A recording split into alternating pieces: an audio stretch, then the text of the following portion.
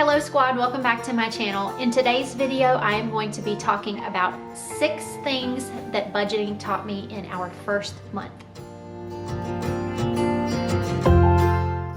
First of all, before I jump in, if you are new to my channel, thank you for stopping by. My name is Kelly and I share about secondhand shopping and our life as a family.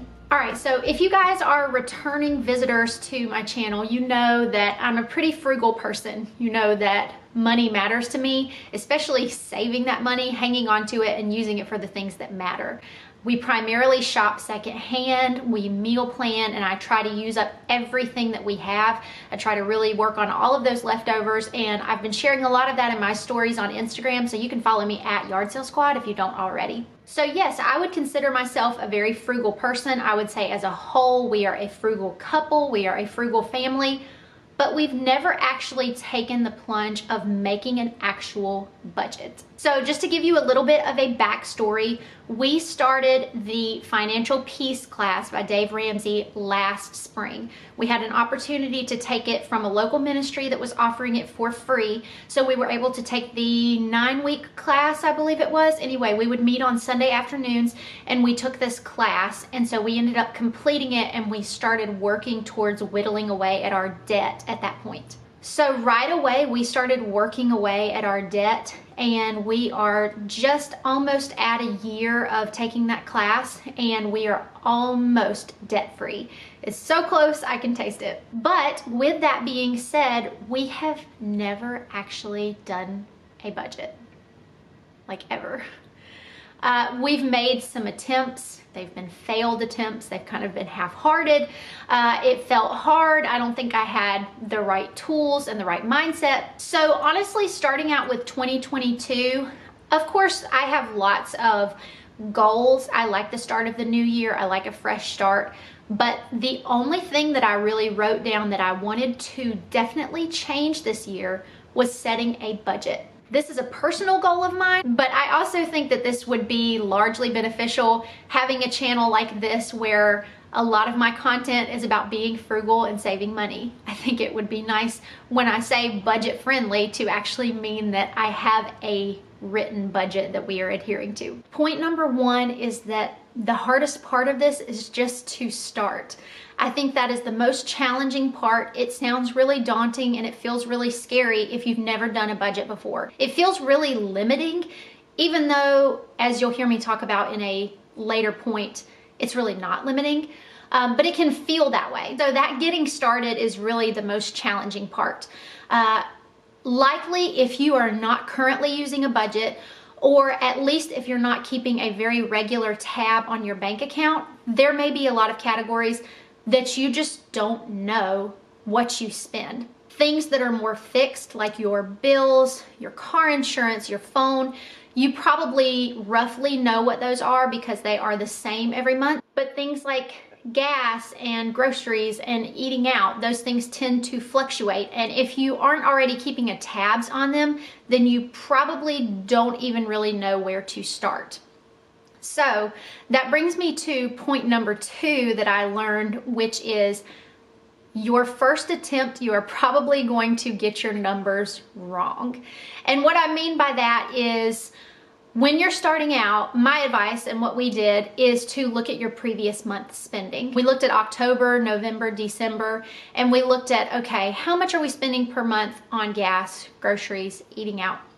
And we made goals for those categories. Some of them we kept about the same. I knew for groceries that we were really spending probably about the lowest that we could. I try to be pretty smart with that. So I didn't set our goal to be that much lower. However, for eating out, I will go ahead and tell you the number for this category. We decided we wanted to be really modest and we only allowed ourselves $50 for the month of January for eating out. Everybody has their own ideals and everybody has things that are important to them. But as a family of 4, it doesn't matter if you are just ordering water. It doesn't matter if you are getting to-go containers and using that for 2 or 3 meals throughout the rest of the week for you, for your kids. Even still, as a family of 4, it's hard to go anywhere and get food for all 4 of you where it's less than $20 or $30. So really, when you're looking at that, if we eat out 2, maybe 3 times in the month, our eating out budget is done. So needless to say, we went over this month. I won't tell you how much, but it was a pretty good bit. This is an area that is hard for me, and I know I will have to work on. We don't eat out a ton, but it is something that I enjoy. I enjoy having a break from cooking every now and then. And so that's just one that we are going to have to kind of work on. On the flip side, it looks like we are going to have a surplus in the gas category. Now, we do still have a few days left in the month whenever I'm posting this video. But for the most part, we really haven't been driving very far. Part of that is due to the fact that we had 2 snowstorms, so that prevented us from driving to church one Sunday. I was supposed to do an activity and drive away to a different town. That didn't happen. So because of that, we should be able to take some of the funds from gas and move those over to a different category, like eating out. All right, the third thing that I learned, and this was kind of just on accident, is that it's actually a really good thing to start on a low income month. So in the month of January, I didn't have any big side projects going on. So it was kind of a slow month, which meant that, knock on wood, this should be one of the lower income months of the year. It really should not get much lower than this. So that was actually kind of nice because this lets us kind of have that baseline. And I know, okay, from here on out, we should be seeing things a little bit differently, a little bit better. And even if we're not, we've already experienced budgeting at our kind of minimum level. All right, that ties into the fourth point and the thing that I have learned, which is that I don't care who you are, your months are going to fluctuate. That was one of the things that held me back from making a budget for so long. So I just sort of used that as an excuse. And it really didn't occur to me until I was making our budget this month that most people probably experience that. We live in a society now of stay-at-home moms that have little side gigs. There are a lot of people who have full-time jobs and then have little side hustles. So there's no way that those are going to be exactly consistent from month to month. So my guess is that there are probably more of you out there that are in line with me where your income is different every month versus someone who has exactly the same income. What this actually did for me was brought me a lot of hope. And the reason that it did that was I could look at this month's budget and see that it was just this month. So we chose to allocate funds the way that we saw fit, the way that we felt was the best. But I was reminded if something didn't get to go in the budget this month, there's always next month and there's the month after that. And I can look ahead to months that I know are going to be stronger financially than this one. So that's sort of one of those glass half empty, glass half full things. You could look at it and say, you know, every month's different. I don't know how to plan. Or you could look at it and say, every month's different. There are going to be some months when we can do more fun things. Or on those months that we have an extra, we will put that back for the months that are slower, and that'll help us get by. So yeah, seeing that the income level changes from month to month and that you can kind of look forward to different months, that really just kind of gave me hope in a way that I wasn't expecting. Tip number 5 is that we have seen it improve the communication within our marriage. So I think sometimes if money is a worry to you or a concern to you, sometimes the thought can be ignorance is bliss, and let's just not talk about it and we won't have to worry about it. And what you run the risk of doing is spending more than you make.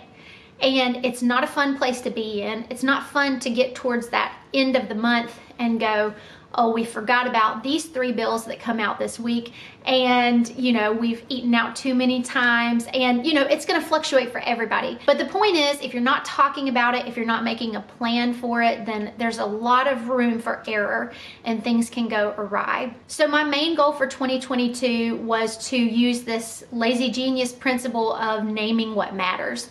And I'm a big fan of Kendra, the lazy genius, and she talks a lot about naming what matters. And what we can do with that for our budget is to say, do we want to do this activity? And I talked about this a little bit when we budgeted for our beach trip last year. I will put that video up here and down below.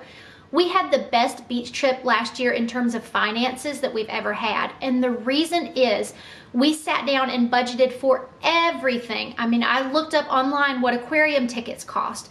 I looked up online average what our meals would cost, and we kind of thought through what meals are we going to eat at the beach house, which ones are we going to eat out, what does it cost to ride the ferry, what does it cost to, you know, XYZ. We thought of everything. And it's okay if you're going on a trip, if you're going on a vacation and you don't know exactly what you're going to do, but anything that you know for sure this is a must-have for us, go ahead and write that down, and then that way you know that you have to have that money for that activity.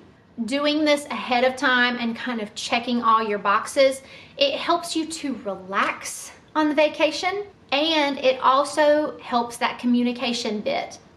I'm sure that we have all been there where you're in a circumstance and something costs more than you thought it was going to. And at this point, you're already there, your kids are already excited, and you don't want to let them down, but you're exchanging glances thinking, this is more than I thought it was going to be. We've bit off more than we can chew here. So my whole point of creating a budget and sticking with a budget this year is to try to eliminate that from happening altogether. So that at the beginning of every month, we say, what matters this month? What is important to us? All right, and tip number 6 is that the tools that you use really matter and really do make a difference. When we took our Dave Ramsey class, the man who led it, I really learned a lot from him. He had a great testimony, a great story. He talked about how they got out of debt, a lot of debt, and it was really inspirational. He shared that he uses a spreadsheet, and he shared that spreadsheet with us. And honestly, the thought of budgeting with a spreadsheet was just really overwhelming for me and kind of scary. So through that class, we got access to the Every Dollar app through Dave Ramsey. The way the app works is you have the base level, and then for the level that we have, I think that you have to pay for that unless you take the class. Since we took the class, I think that covered the cost of getting into that higher level app because we had like a code or something, I don't remember. But the difference in the base level of the app and the level of the app that we have is that it is connected to our bank account. I'm sure different people have different things that work for them, different thoughts, schools of thought about this. But my thought here is if it makes it easier for me to do it, then that is worth it to me. But the nice thing about that is when we go buy groceries, when we go get gas, when we do a fun activity, if we are using our debit card, that automatically shows up in our transactions. Once you click on those transactions, you can assign them to a category. So let's say you go to Aldi and you spend $74. You can go in and click to assign that to the groceries category, and then it will subtract $74 and tell you what you have remaining for the month in your groceries category. It also has an option where you can split the item. So let's say in your budgeting, you choose to make a category for clothing and a category for groceries. And one day you go to Walmart and you see a shirt that you like for yourself or for someone in your family, and it costs $10, but your total bill was $80. So you can actually go in and assign 70 of that to groceries and then 10 of that to clothing. So you can split line items as you need to. So like I said, that probably won't be the solution for everybody, but for us, it has been so nice to just click and put those transactions where they belong in our budget. This is only month 1. We still have a lot to learn. If you would like me to do maybe a 3 or 6 month or 12 month update of budgeting and more things that I have discovered and learned along the way, you can let me know down in the comments. But just to recap, the hardest part is to start. You will get it wrong with your numbers, and you're probably going to have to move some things around, and that's okay. Sometimes starting on a low income month can actually be a blessing, and flexible income from month to month can actually give you some hope for those months whenever you're going to have things be a little bit more cushy. Budgeting definitely helps your communication in your relationships, and lastly, the tools that you use really do matter and make a difference. All right, you guys, well, I hope that this helps you if you are somebody who is looking to budget. You'll have to let me know down below if you already budget, if you're interested in it, but maybe you were a little scared. If you are in that boat, I hope that this helps you and we are in it together. All right, you guys, well, I hope that you have a great day and I will be talking to you soon.